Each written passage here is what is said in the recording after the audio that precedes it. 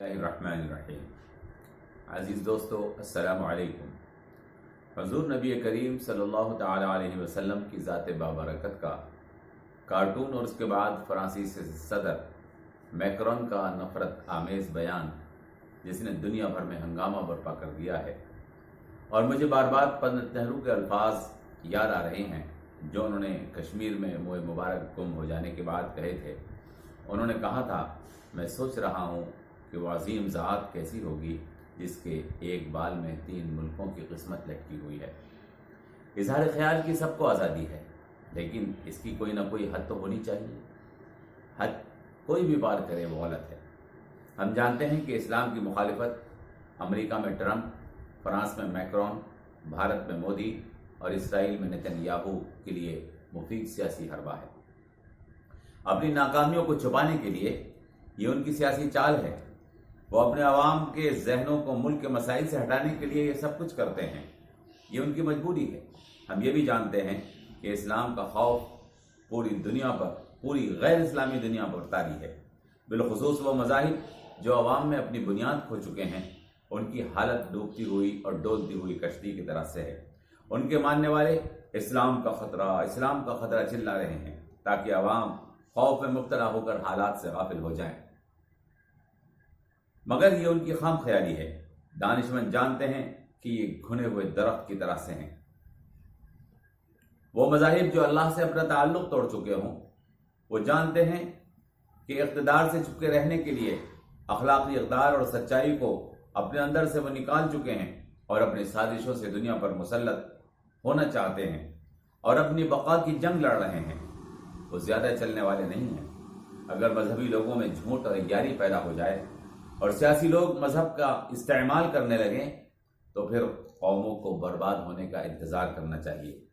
France اور امریکہ کے صدور اور بھارت اور اسرائیل کے وزرائے اعظم ایسا ہی کر رہے ہیں، لہذا نتائج کو بھگتنے کے لیے انہیں تیار رہنا چاہیے۔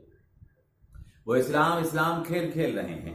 وہ اسلام بنام عیسائیت اور اسلام بنام ہندویت شور مچا رہے ہیں، اور اسلام کے مقابلے وہ دیگر مذاہب کے ماننے والوں کو خطروں کا احساس دلا رہے ہیں۔ انہیں اس کے نتائج کا سامنا کرنا ہوگا۔ ہمارا مطلب ہرگز یہ نہیں ہے کہ اظہار خیال کرنے پر کسی کو قتل کر دیا جائے، بلکہ ہم ایسے قتل کی مذمت کرتے ہیں۔ بلکہ ہمارا مقصد یہ ہے کہ اگر قاتل مجرم ہے تو قتل پر اکسانے والے بھی مجرم مانے جائیں، اور اشتعال انگیزی بھی جرم ہو، کسی مذہب کی توہین بھی جرم ہو۔ وزیر اعظم کا مقتول کے ساتھ ہمدردی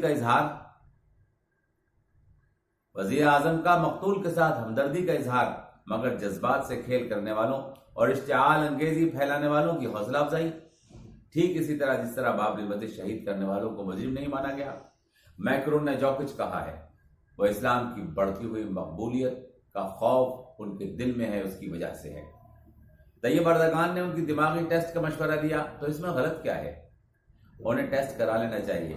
ہو سکتا ہے اردگان کا اندیشہ غلط ہو تو اس سے ہرجانہ وصول کر لیا جائے۔ میکرون کو ہمارا مشورہ ہے کہ وہ جس کشتی پر سوار ہیں وہ بوسیدہ ہو چکی ہے، وہ اس کشتی کو بدل دیں، وہ جلد ڈوبنے والی ہے۔ فرانس میں تیزی کے ساتھ اسلام پھیل رہا ہے۔ ان کی باتیں اسلام کے بڑھتے قدم روک نہیں پائیں گی۔ اپنی ہار کا خوف ان سے اسلام کے خلاف نفرت پھیلانے کو کہہ رہا ہے۔ ہم پورے فرانس اور پورے یورپ کو اسلام کی دعوت دیتے ہیں۔ وہ کارٹونوں سے اسلام کو نہ دیکھیں اور نہ سمجھیں، بلکہ اسلام کا اور جناب محمد رسول اللہ کا تعصب سے پاک ہو کر مطالعہ کریں۔ یقین رکھیں یورپ کی نجات اسلام میں ہے۔ ہمارا خیال ہے اب جب کہ عربوں نے اسلام کو بھلا دیا ہے، اسلام کا اگلا قلعہ یورپ بننے جا رہا ہے انشاءاللہ۔ اسلام کا یہ کمال ہے کہ جس نے اس کو مٹانے کی کوشش کی ہے، اس کو اللہ نے اس کا محافظ بنا دیا ہے۔ بقول علامہ اقبال کے ہے آیاں شورش تاتار کے افسانے سے، پاسباں مل گئے کعبے کو صنم خانے سے۔ والسلام علیکم ورحمۃ اللہ۔